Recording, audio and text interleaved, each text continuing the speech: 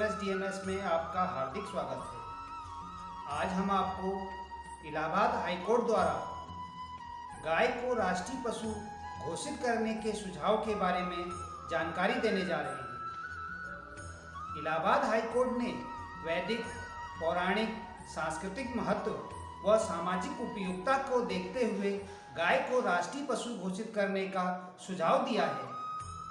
Court ने कहा कि भारत में गाय को माता मानते हैं। यह हिंदुओं की आस्था का विषय है। आस्था पर चोट से देश कमजोर होता है। कोर्ट ने कहा कि गौमांस खाना किसी का मौलिक अधिकार नहीं है। जीव के स्वाद के लिए जीवन का अधिकार नहीं छीना जा सकता। बूढ़ी बीमार गाय भी कृषि के लिए उपयोगी है। इसकी हत्या की इजाज़त देना ठीक नहीं है। यह भारतीय कृषि की रीढ़ है। कोर्ट ने कहा, पूरे विश्व में भारत ही एकमात्र देश है जहां सभी संप्रदायों के लोग रहते हैं। पूजा पद्धति भले अलग हो, सोच सभी की एक है। एक दूसरे के धर्म का आदर करते हैं। कोर्ट ने कहा, गाय को मारने वालों को छोड़ा तो फिर अपराध करेगा। कोर्ट ने संभल के जावेद की जमानत अर्जी खारिज कर दी है। यह आदेश न्यायमूर्ति शेखर कुमार यादव ने दिया है। जमानत अर्जी पर शासकीय अधिवक्ता SK पॉल और DGA मिथिलेश कुमार ने प्रतिवाद किया। याची पर साथियों के साथ खिलेंद्र सिंह की गाय चुराकर जंगल में अन्य गायों सहित मारकर मांस इकट्ठा करते टॉर्च की रोशनी में देखे जाने का आरोप है। 8 मार्च 2021 से जेल में बंद है।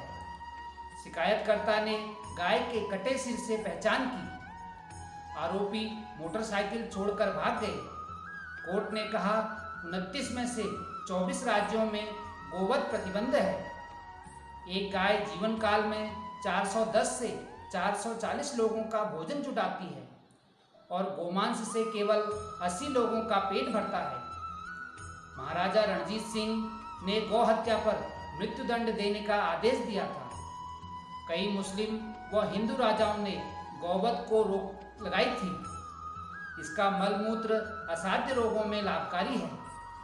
गाय की महिमा का वेदों पुराणों में बखान किया गया है। रसखान ने कहा, जन्म मिले तो नंद के गायों के बीच मिले। गाय की चर्बी को लेकर मंगल पांडे ने क्रांति की। संविधान में भी गौ संरक्षण पर बल दिया गया है। मौलिक अधिकार केवल गौमांस खाने वालों का ही नहीं है, बल्कि जो गाय की पूजा करते हैं और आर्थिक रूप से गायों पर निर्भर हैं, उन्हें भी सार्थक जीवन जीने का अधिकार है। जीवन का अधिकार मारने से अधिकार से ऊपर है और गौमांस खाने के अधिकार को भी कभी भी मौलिक अधिकार नहीं माना जा सकता। गाय बूढ़ी और बीमार होने पर भी उपयोगी होती है और उसका गोबर मूत्र कृषि दवा बनाने में भी काम आता है।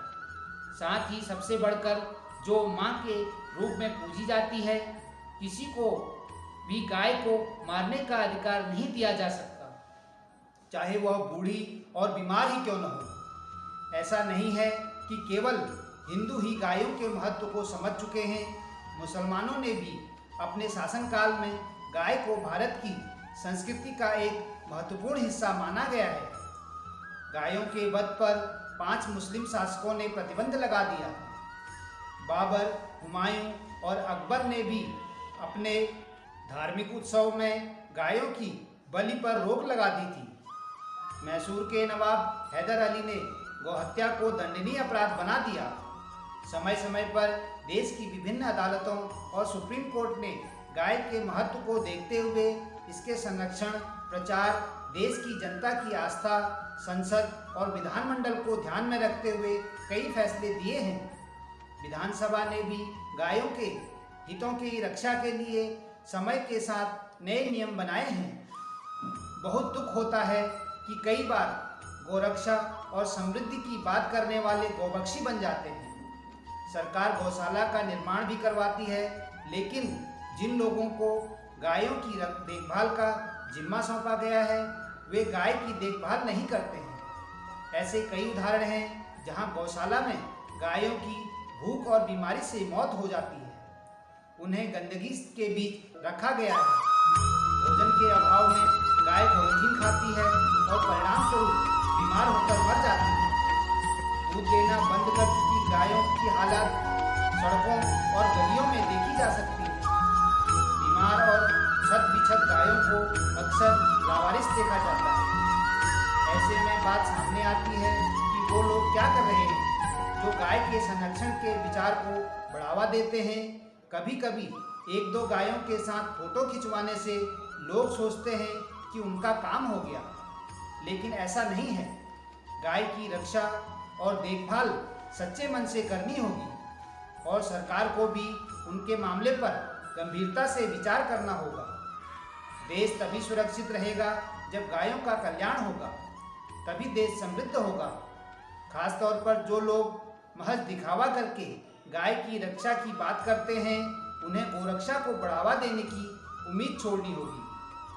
सरकार को भी संसद में एक विधेयक लाना होगा और गाय को राष्ट्रीय पशु घोषित करना होगा और गायों को नुकसान पहुंचाने की बात करने वालों के खिलाफ सख्त कानून बनाना होगा। गौशाला आदि बनाकर गोरक्षा की बात करने वालों के लिए भी कानून आना चाहिए, लेकिन उनका गौरक्षा से कोई लेना देना नहीं है। उनका एकमात्र उद्देश्य गौरक्षा के नाम पर पैसा कमाना है। गौरक्षा और संवर्धन किसी एक धर्म के बारे में नहीं है, बल्कि गाय भारत की संस्कृति है और संस्कृति को बचाने का काम देश में रहने वाले हर नागरिक का है, चाहे वह किसी भी धर्म या पूजा का हो। हमारे देश में ऐसे सैकड़ों उदाहरण हैं कि जब भी हम अपनी संस्कृति को भूले, विदेशियों ने हम पर हमला किया और हमें गुलाम बना लिया। और आज भी अगर हम नहीं जागे तो हमें तालिबान के निरंकुश आक्रमण और अफगानिस्तान पर कब्जे को नहीं भूलना चाहिए। पूरी दुनिया में भारत ही एक ऐसा देश है जहां अलग अलग धर्म के लोग रहते हैं, जो भले ही अलग अलग पूजा करते हों, लेकिन देश के लिए उनकी सोच एक ही है और वे एक दूसरे के धर्मों का सम्मान करते हैं। वे रीति रिवाजों और भोजन की आदतों का सम्मान करते हैं। ऐसे में जब हर कोई भारत को एकजुट करने और उसकी आस्था का समर्थन के लिए एक कदम आगे बढ़ता है, तो कुछ लोग जिनकी आस्था और विश्वास देश हित में बिल्कुल भी नहीं है, वे देश में इस तरह की बात करके ही देश को कमज़ोर करते हैं। साभार, डेली हंट, डेली होम। धन्यवाद। भक्ति सागर, SMS DMS। नमस्कार।